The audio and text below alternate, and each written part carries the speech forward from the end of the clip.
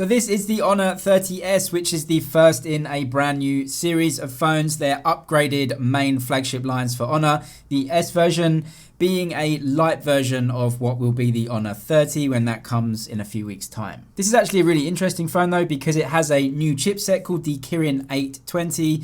This is a new mid-range chip from Huawei and is going to go into a ton of their mid-range Huawei and Honor phones. What is interesting about this chipset though is that it comes with integrated 5G. It's manufactured using a 7nm node, which is the same as we get in flagship chipsets like the Snapdragon 865 and other chipsets like that. It is not as powerful as those flagship chipsets, but it is more powerful than the mid-range chipsets from Snapdragon, whilst also being really low cost. It seems all around like a pretty good chipset from Huawei, this one. And this phone costs about 2,200 RMB in China, which is about 250 quid or about $300, which actually for the performance you get out of that chipset is actually really good value compared to some of the other Snapdragon phones we're getting right now in that mid-range area with 5G. It comes with a 6.5-inch display, and to me it feels like a 20:9 aspect ratio. It's a bit taller and it has that cutout in the top left-hand corner. Overall, I actually like the design. I like the feel of the product. I think it's put together very well. It is an LCD display.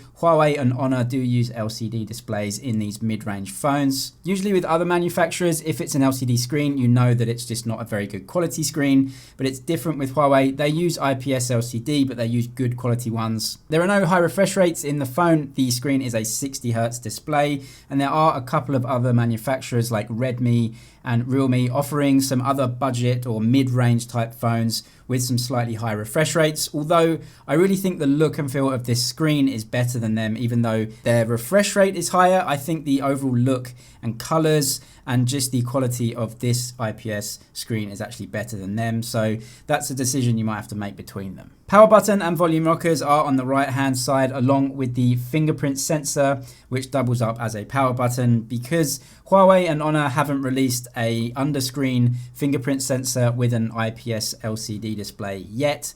It can be done and it will be coming pretty soon, but for right now, if there is this type of display, it will be either on the back or on the side. I think the side is a bit of a better position than on the back. It charges with USB-C. It does have a headphone jack down there.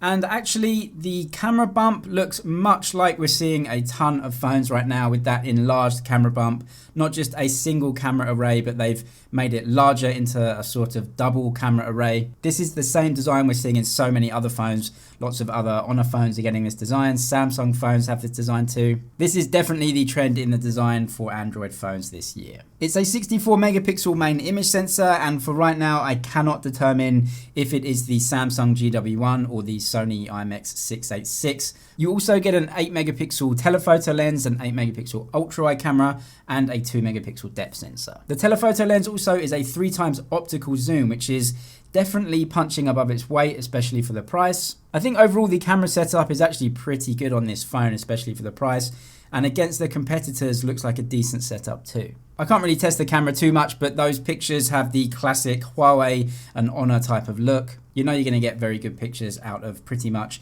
any Huawei and Honor phone. And this new chipset is apparently even more capable than last year's flagship, the Kirin 980, which went in Huawei's flagship phones. So again, for the price, I think you're getting a really decent setup with the processing power and those cameras. The front camera is 16 megapixels and you get all the usual shooting modes and beauty modes. Also with the latest version of Magic UI, the camera app itself actually looks a lot like the Huawei flagships like the P40 series, the Mate 30 series that has all the zoom features on the right hand side. It looks exactly like those. Another good spec on this phone is the 4000 mAh battery, which isn't massive but probably does okay. We always know that Huawei and Honor phones have good battery life. But more importantly, it has 40-watt fast charging, which is a really good spec. And again, for the price and versus the competition at this price, actually looks really good. One thing it is lacking in though, obviously, is the Google situation, which still hasn't been worked out. It has the Huawei App Store in China. In any case, worldwide availability on this phone as yet unknown. Huawei and Honor do release some versions of phones only in mainland China, but we are awaiting the Honor 30, the big brother, the flagship phone from Honor